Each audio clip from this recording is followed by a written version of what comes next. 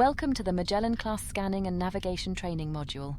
My name is Ava. I'm the UN Space Fleet's AI voice assistant. In this module, we will review the correct procedure for identifying targets of interest, and then navigating the ship to the desired location. To begin, proceed to the ship's bridge. I have placed some waypoints on your HUD to help you find your way. Welcome to the bridge. This is the ship's nerve center, where you have command and control over any ship system. Right now we're interested in the sensors, so make your way over to that console and take a seat.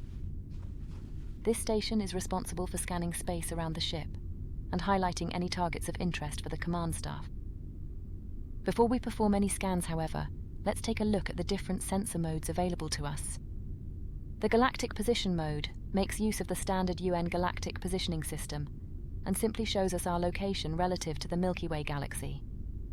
The Stellar Region mode employs the long-range sensors to detect information about star systems within a 50 light-year radius of the ship. The Star System mode uses the short-range sensors to provide a more detailed overview of the star system we are currently in, with a maximum range of about 1 light-year. Go ahead and press that button now. The range controls allow you to fine-tune the display range of the sensors, which makes it easier to focus on particular objects of interest, or to gain a high-level overview of the current star system.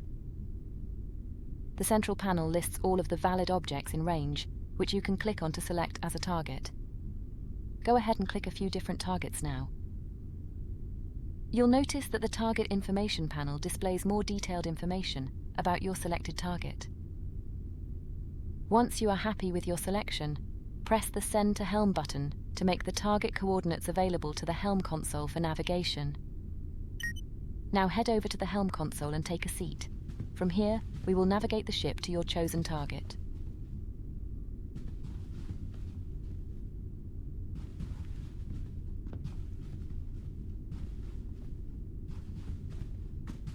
Let's begin by taking a quick look at the various screens available to the helm. The left-hand display is dedicated to navigation and shows both the ship's current galactic position along with its target destination coordinates. The central display deals with the flight controls themselves, including the FTL system, sublight engines, and reaction control thrusters. The right-hand screen features the autopilot controls, toggles for the 3D target indicators, and the ship's navigation lights.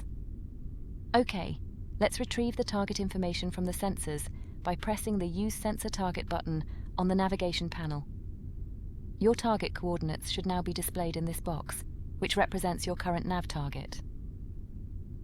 The galactic coordinates represent the target's position in the galaxy to the nearest whole light year. The coordinates are relative to the center of our galaxy, the supermassive black hole known as Sagittarius A star. The local coordinates represent the target's position within a star system. The coordinates are relative to the system's center of gravity, which is usually a star, or the barycenter in multi-star systems. While it is possible to fly the ship manually to any location in the galaxy, let's engage the autopilot for now, so that I can take care of that for you.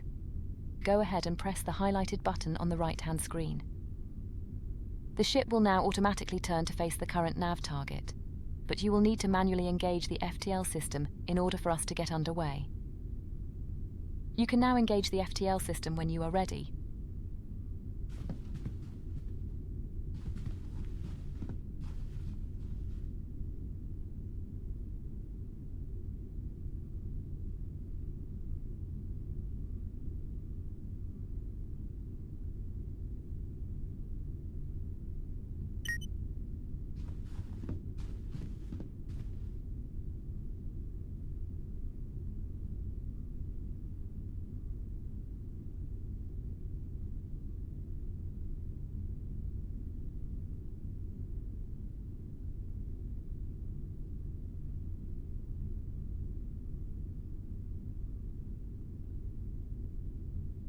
While the autopilot is engaged, I will manage the ship's speed and final approach to the target coordinates, so just sit back and enjoy the ride.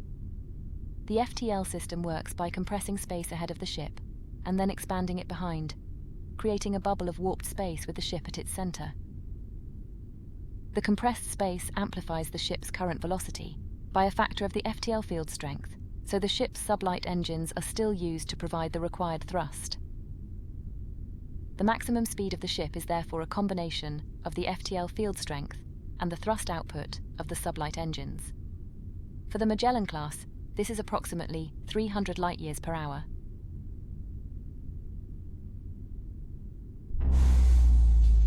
Okay, it looks like we have arrived at the target coordinates. Now that we've seen what the ship can do over a relatively short distance, let's pick a target that's much further away. Head on over to the sensors console again and take a seat.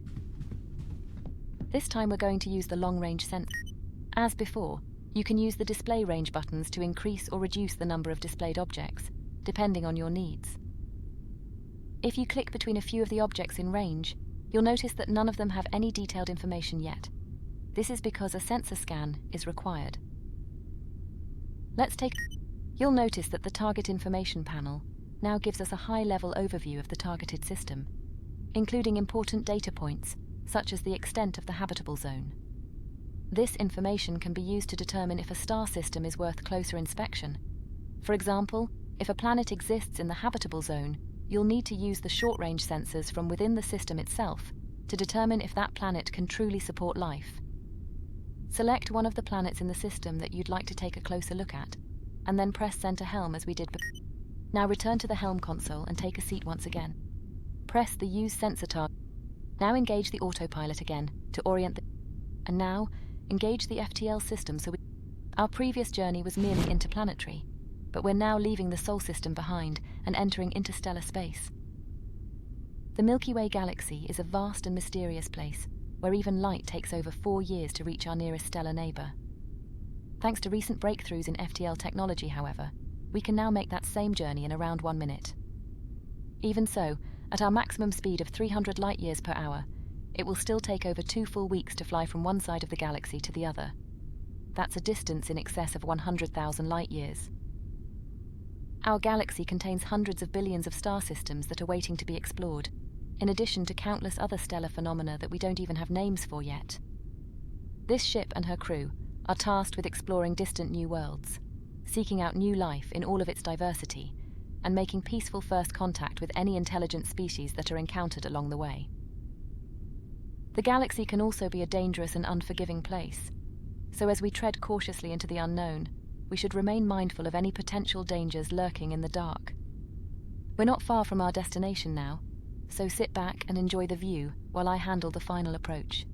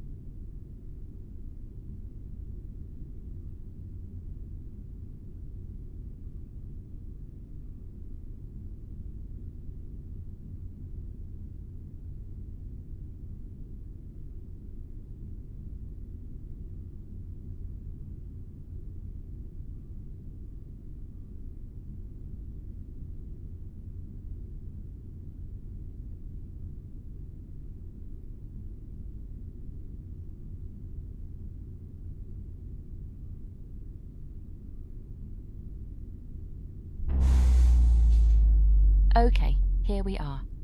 You are now looking at an entirely new world, bathed in the light of another star. At this distance, our home is now just another point of light in the darkness of space.